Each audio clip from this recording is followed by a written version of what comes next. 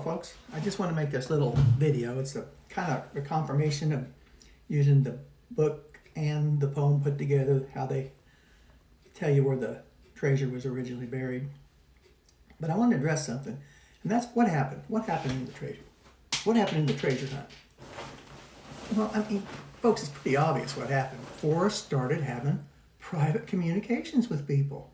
He'd answer their emails, talk to them on the phone, meet with them private one-on-one.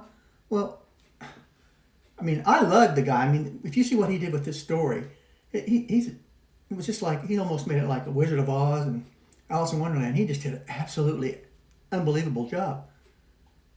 But when he started having one-on-one email conversations or even phone conversations to meeting people, he blew the whole integrity of the poem, of the treasure hunt. And you know, we still hear that, he's got a video showing where the clues are and whatever. I say, bring it on.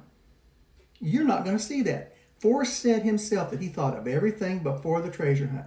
If he had the video, it would have been made before the hunt. What's going on now, folks, is, see, Forrest, he can't be sued. He's dead. I think he knew he was dying, you know, but the state's trying to run the clock out. Forrest left them in a bind. I mean, you can say a lot of things about the family, but they're just trying to run the clock out, because when Forrest started having these communications and stuff, he opened a big loophole for people to sue all over the place. So I just wanted to throw that in there. I think with time, the truth will come out, and I'm just going to let it go at that. But I did want to say that. So in this video, what I'm going to do is I'm just going to try to compare mesh the poem and the book solved together, how they work together to confirm where it was. It's kind of like when Forrest said he was going to go out. What's to stop him from going out and throwing his bicycle in the high water when he was done? Well, you know, a bridge is a card game. Bicycle makes cards. I just like to throw little things out like that. So I'm going to put this video together and then I'll ship it out. It may come out before the 8th clue actually comes out. I don't know. But if not, I want to add there that it's obviously I'm not the engineer of the cannonball. I want nothing out of this. I want to be anonymous. My videos aren't monetized or anything like this. I just want to get this out. I have no agenda here other than the truth. So you can say it's my truth. I think with time we'll find out. So on with the video, and I want to thank you guys for allowing me to come into your homes. And you know, like I say, I get no money from these videos, so if you like what I put up, go to your local Humane Society or your local rescue mission and make a donation to them. That would be how you would pay me if you thought my stuff was any good. So without further ado, let's hit it. So folks, this is our master confirmer from the book. We have a graveyard, we have a poker hand from page 5, and we have 5 numbers. Now, we know, this is how we can start out. We know from page 37, right here, that Forrest is on the middle grave. He was me in the middle. So we know that he has the middle grave. And we know that this one grave right here has like a cross coming out. We have 5 numbers. One of them, 37, would be used twice, because that's why you have a longitude and a latitude cross there. So right off the bat, we can put Forrest has the middle grave, and the numbers, he's in the middle, and 37 would be our number that is used twice. It's used once on the longitude and once on the latitude. So we'll be back after this. Okay folks, let's see if we can't put Skippy's death on that bridge. Remember, 50 seconds north was the length of the bridge. Get to 51 north, by the Purgatory Trail that represented eternity. So let's take a look at the book. Page 50. He had the helicopter crash. You know, the helicopter, just like in the whirlwind, just like in Wizard of Oz. He crashed his helicopter and he got free admission down here. And on page 51, he graduated and his father was proud of him. Remember, in eternity, since there's no time, you know, everybody can be there. So he graduated on page 51. He died on page 50, which is the bridge. And I think that's pretty explanatory right there. Let's see if we can't put Skippy's mom and dad on that bridge now. He's talking about where his father was buried. He said, "Yet when I looked him up on Google, I discovered that he's buried." Let's go to the next page. "Alongside my mother in row 4 of block 23 on Hillcrest Cemetery." Now, block 23. Let's go over here, just right across. Right there. How many tree stumps are there? 23. Why'd he cut the trees down? To build a bridge. Oh, I think that puts them on the bridge. Now let's see if we can put Forrest on the bridge. Page 37, we have the 5 graves. Forrest is sitting on the middle grave because he didn't die, remember? He thought he was going to die, but he was cured of cancer, and he changed his whole outlook on life, and he survived himself. So that's his grave that was never used on the bridge. So folks, we've established that everybody but June, we can establish they all had something to do with the graveyard, died on the, or like Forrest, he didn't die, but he survived. We can't get June, he just kind of through the process of elimination, we figured out. So we've got all the family there on the graveyard. Now we got to figure out in what order they come in. And let's see if we can do that through the card game.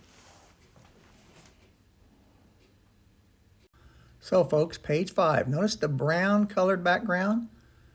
Life is a game of poker. Happiness is the pot. Fate deals you 4 cards and a joker, and you play whether you like it or not. So from this, we know you got 4 cards and a joker. So let's turn back to page 122, 123 that we used earlier as a confirmation. We got, notice the background of this? It's a wood colored background, right? So we got, and they're all situated like cards. So let's see what we got here first, folks. Over here we got Mom with 1 fish, June with 2 fish,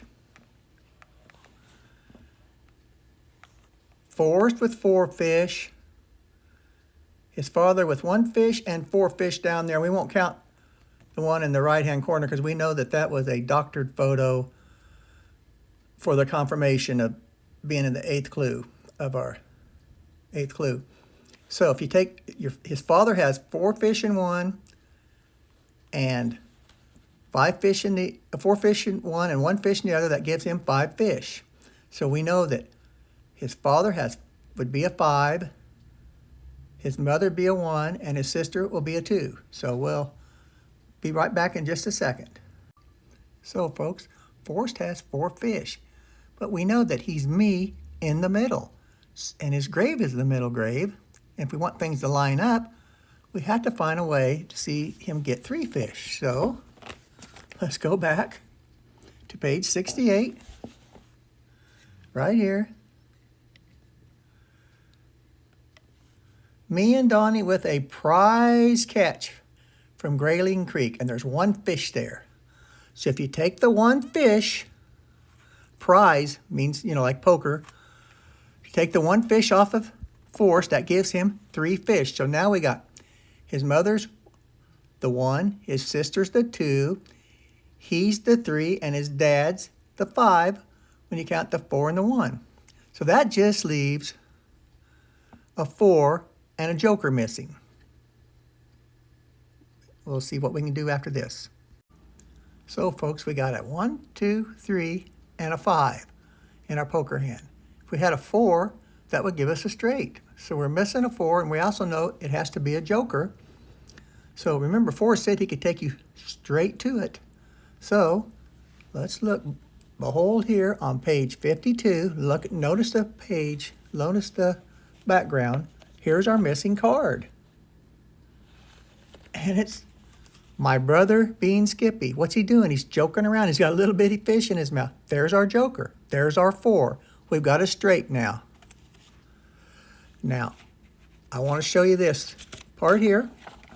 You go to page 54. Now, I zoom in here. Let me zoom in here just a little bit. He has 2 fingers here and 4 fingers here. Now, I take that as there's 2 clues. One of them, he's the 4th grave and the 4th number. And the other one is, a long ride home was our 4th clue. It may just be 2 clues, the 4th grave and the 4th poker, the 4 in poker. I don't know, but that's pretty much on that. So I think we got our straight. So folks, we found out that Mom, we got Mom had 1. The mother had, she had the 1. June had the 2. Forrest, after we took the 1 fish off, he's 3. He's in the middle. The 4, the joker right here was Skippy. Skippy. And his dad was the 5th card. The 5th grade. So that's the order. There's your straight. And that's the order of the grades. That's what he has that there for. Well, we know that, like we say, 37 and 35. And so this lines up the graves. This is going to be kind of halfway important when you go to try to figure out the rest of the stuff. So I'll be right back.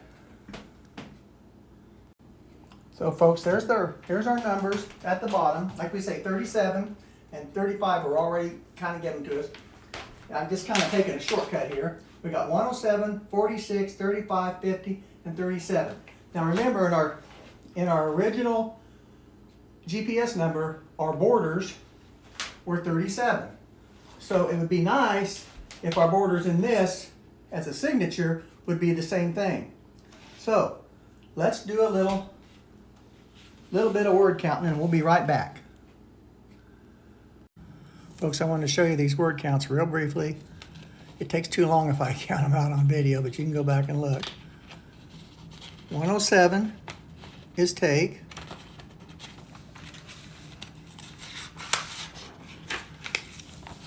46 is put. 35 is in.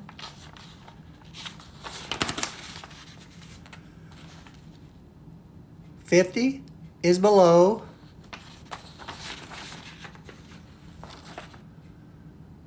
And 37 is take. So folks, like I said, our borders are take, and the middle 3 are put, in, below, take. So that's very interesting.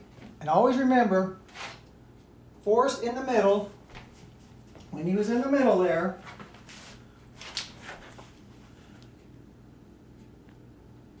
he's looking at the end. He's looking north. So, Forrest is looking north. So this would be east, and this would be west. So now, we've got something going on. So we'll be right back. So folks, on page 37, he's talking about the pie factory. And he talks about the little old lady that worked there, and her grandmother grandmother looks, and he really liked her. You know, you knew he was talking about his mother. He was talking about his mother. He said, if I could find where her grave marker was, I'd just slip out there some night and leave a nickel under her grave marker and leave it there. So he said he would like to leave a nickel under her grave. Nickel, 5. So let's put that up here. This is Mom's grave. It's going to have a nickel. It's got 5. It's going to have 5 under it. So let's just leave that for now, and we'll be back. So we're just going to review real quick. We had the graveyard, which was the Gilbert Gull Rainbow Bridge. We have the poker hand, which a bridge is a card game. The floor of a bridge is a deck. So that connects us to the bridge. And we had our 6 numbers. One of them's used twice. So we have 5 numbers. And that's our bridge from the poem to the bridge. I just want to review that. So all this is connected. This is our kind of our master confirmer. And he wanted to slip a nickel under his mother's grave. So let's pivot back to our poem solve. We had our first clue, took us to the 126, taught us how to navigate the poem. And these next ones were all word counts from the poem. Our 8th clue changed the seconds on the latitude and the longitude. And we're ready for our 9th clue. Well, let's go back to our 8th clue. Let's take a look again. We have 5 apostrophes in the poem. Well, apostrophes also mean what? Feet. So we have, for our 9th clue, 5 feet. So, now, that's been run through the poem, word counted, that's been run through the poem.